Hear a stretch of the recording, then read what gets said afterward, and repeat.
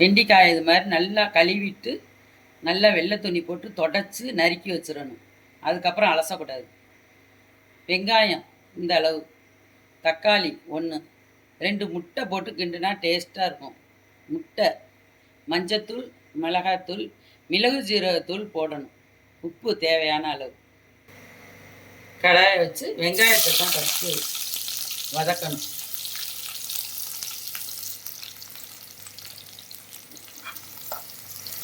வெங்காயம் நல்லா கொஞ்சம் கூட போடலாம்.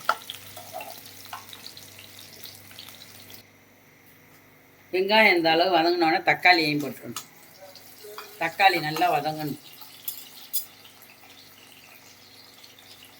தக்காளி வதங்கினோன்னு வெண்டிக்காய் இதில் போட்டுறணும்.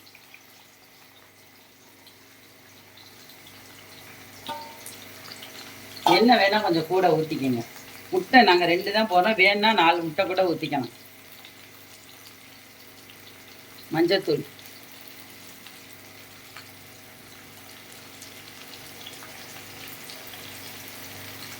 மிளகாய்த்தூள்,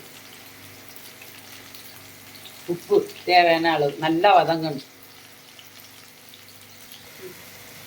வெண்டிக்காய் அந்த அளவுக்கு வதங்கிடணும். தனியாகலாம் வதக்கி வச்சு எல்லாம் பண்ண வேணாம்.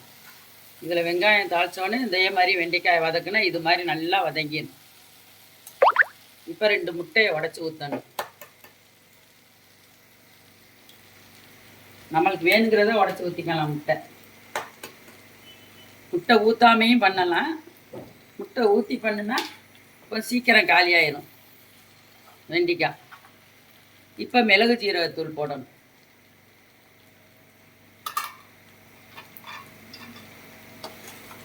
நல்லா முட்டை வெந்தோடனே இறக்கிட வேண்டியது.